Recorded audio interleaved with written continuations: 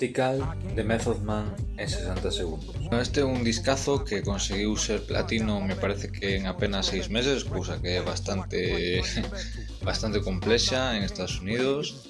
Foi editado por Def Jam.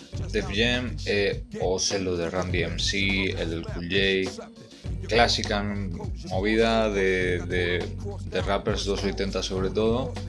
E logo foi producida prácticamente en exclusiva por RZA. É certo que ten un par de temas nos que colabora The Fourth Disciple.